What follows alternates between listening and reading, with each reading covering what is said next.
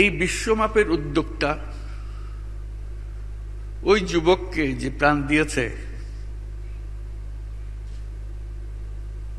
তার কাছে কি শপথ নেবে, কি বলতে চাই?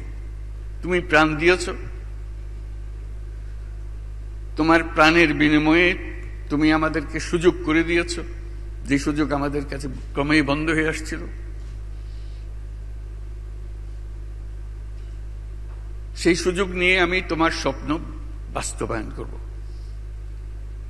যে স্বপ্নের পেছনে গিয়ে তুমি প্রাণ দিয়েছ, সে নতুন বাংলাদেশ গড়ার,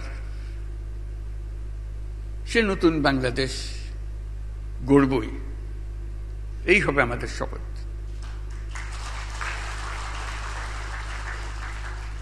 এই সুযোগ জাতির জীবনে বারে বারে আসে না।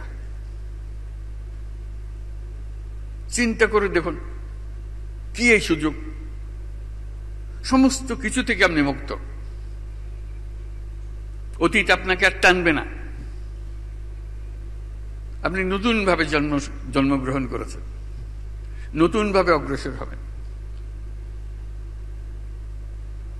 নতুন করে যেই স্বপ্ন তারা আমাদের মনে জাগিয়ে দিয়েছে, সেটা যদি আপনার মনে রেখাপাত করে, তাহলে সেই স্বপ্ন পূরণে আপনিও শরীক হবেন। এটাই তো বিষয়। যে সুযোগ আর কখনো আসে কিনা জানি না, এই সুযোগকে যেন আমরা হারিয়ে না ফেলি।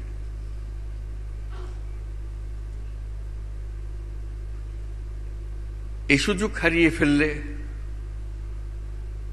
জাতির কাছে আর কিছুই অবশিষ্ট থাকবে না।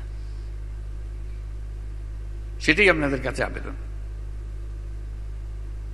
এখানে কোনো অভিযোগ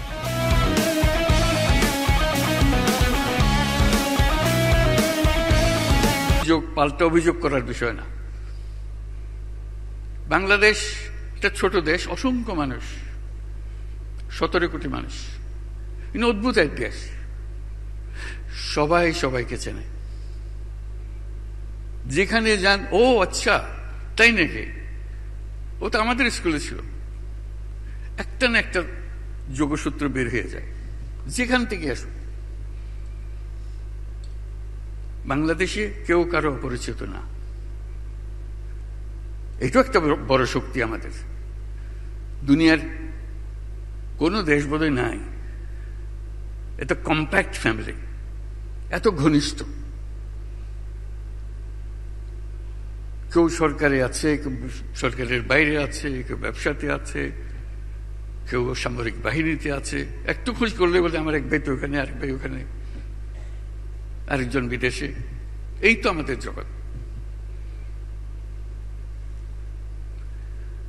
সেটা একটা বড় শক্তি, যে শক্তি অন্য জাতির হয়তো নাই, আমাদের আছে। আমরা কিছু একটা ইচ্ছা করলে, সেটা কোমর বেঁধে ফেললে সেটা করে ফেলতে পারি। এই বাংলাদেশের মধ্যেই তৈরি পোশাকের শিল্প তৈরি হলো আউট অফ নোওয়্যার। এখন দ্বিতীয় লার্জেস্ট এক্সপোর্টার। কি সাংঘাতিক কথা! কোথার থেকে কোথায় এক জীবনে। বাংলাদেশে কত কি হলো, কিন্তু আমাদের শিল্প থেমে থাকেনি। বাধার কোনো সীমা নাই। ব্যবসা করা এটা মহাসংগ্রাম, কাজের না। সরকারের সঙ্গে মোকাবেলা করা, তার লোকজনের সঙ্গে মোকাবেলা করা,